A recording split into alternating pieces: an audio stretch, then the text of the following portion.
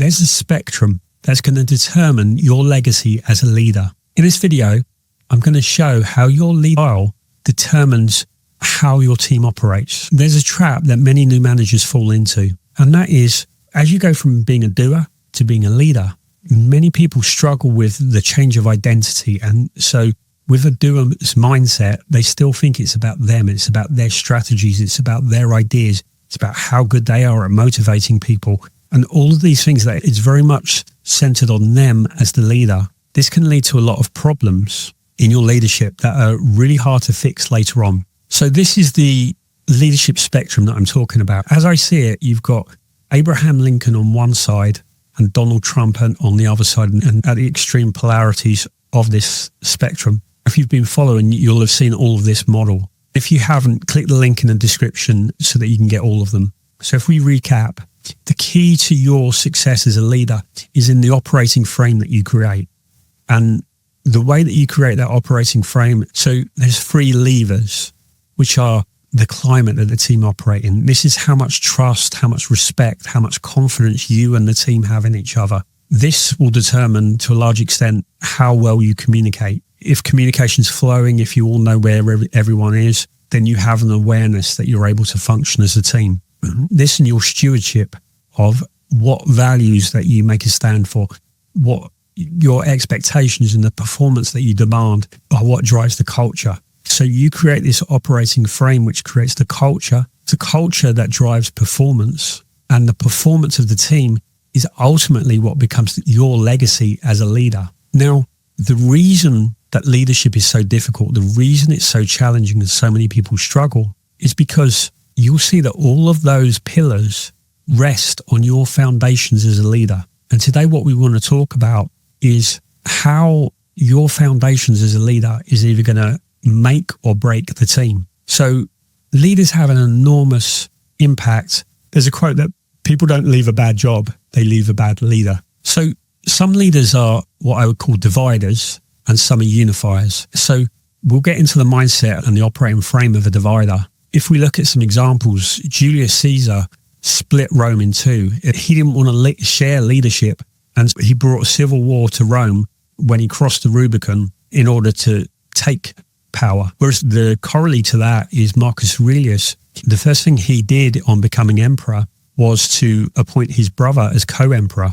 Then we have Joseph Stalin, one of the leaders that has killed more of his own people than anyone else. We can contrast him with someone like Kemal Ataturk, who is known as the father of Turkey because he basically generated the idea of what is Turkey. And then in more recent times, we've got Vladimir Putin, like Stalin, who doesn't allow anyone to contradict him. And then we have Nelson Mandela, who again was someone who brought South Africa together after apartheid. Essentially what dividers do is they take the whole of who's in their team or who's in a nation, and what they do is they say that these are good and these are on the in team and these are bad and we need to get rid of these.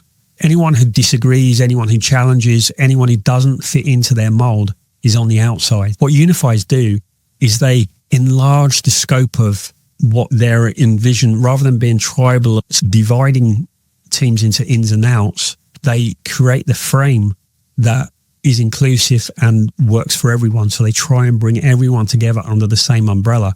And so they make the umbrella wider and less tribal than a divide. When we look at the operating frame of Abraham Lincoln and Donald Trump, we can see from their words a very different style of leadership. What I've tried to get here is a few quotes that sum up their style of leadership on similar issues. Donald Trump is very divisive and people are for me and they're either losers or they're winners. Whereas Abraham Lincoln is, I don't like that man, I must get to know him better. Trump is a businessman who makes deals wherever he goes. Whereas Abraham Lincoln, his mindset is more about aligning with nature. A lot of the quotes from Donald Trump are about how wonderful his temperament is, leadership, how he's an incredible businessman, went to a great school, great student, built an incredible company, the best-selling business book of all time, according to himself.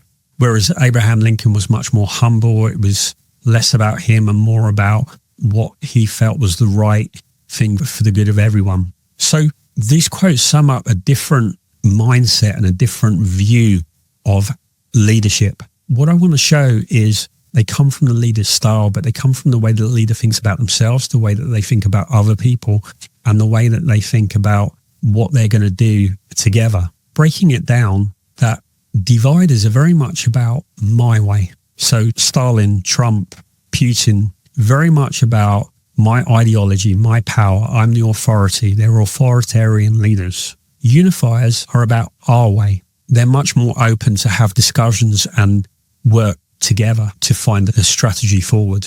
Dividers want to be right or believe they are right, and unifiers want to get it right. What this means is that if you think that you are right, you're not very receptive and open to other feedback, whereas a unifier has a much more open mind and they're willing to discuss and understand different perspectives. Dividers are looking for power. They want the controls to be able to implement their idea because they're certain what they're doing is right. Unifiers are looking for what's the reality of the situation. So I call that the truth, as in what's the lay of the land? Let's understand, let's work together and strategize to find the best way of working. When dividers are challenged, they demonize. We can see this with Trump at the moment, that he bars certain members of the press. Anyone who challenge any media organization who challenges him become insulted.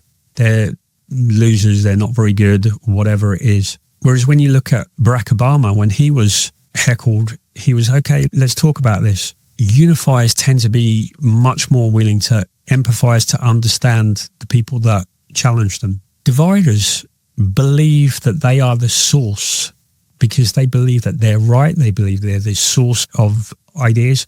And therefore, if they found to be wrong or they make a mistake, there's an intense feeling of shame. Whereas unifiers, because they're not operating on the basis that they're perfect, that they know everything, they're much more willing to be vulnerable and accept mistakes. So dividers tend to work on bravado. So if you look at Donald Trump, he's full of bravado, that this is the way, I'm so great, this is going to be the greatest, this is tremendous. Whereas unifiers have the bravery to admit that they don't know what they're doing, to admit that they don't know if it's going to work, but they're just doing their best. So the outcome of this is that dividers are very competitive, because if you are the one who's right, if it's your way, then you are naturally threatened by anyone who's challenging that. If you feel driven by shame, you are going to demonize people. And so there's a very competitive mindset behind dividers, whereas unifiers have a much more collaborative mindset because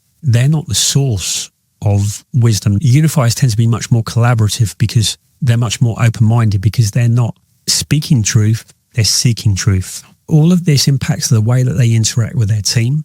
It therefore impacts the climate of how much trust, how much openness, how much respect, how much confidence we have in each other. Communication is much more closed with dividers because you're not going to speak up if you're going to be demonized, if you're going to be punished. If there isn't that psychological safety there, then people don't speak up.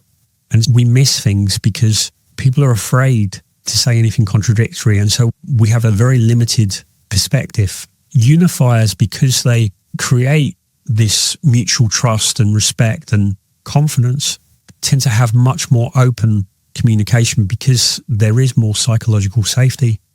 And so the culture is more organic, that people have bought into because they feel a part of it, whereas dividers tend to operate a lot from fear. So ultimately what this means is that unifiers tend to expand and they grow their perspective because they're taking in diverse views. They're being challenged. They're having the mistakes that they make tend to be caught in communication because they are able to have open conflict. Whereas dividers exclude anyone who threatens them. They exclude anyone who disagrees with them. They exclude anyone who's not like them. And what happens, you then have this very tight-knit group. But then as soon as you've got rid of those people that you disagree with or have demonized, what you then get is a new group. You have to replace the people who weren't so good, who are the out group. And so you have a perspective that shrinks. This isn't just groupthink, but it's a mentality of where you have a culture of fear. The ideas of the most powerful tend to survive, whether they're the best or not. And so the longer a divider is in leadership, the less people they trust, the less open communication that they have, the less trust, the less respect that they have. And the culture tends to veer towards the toxic. And the culture tends not to be one of performance, but of obedience.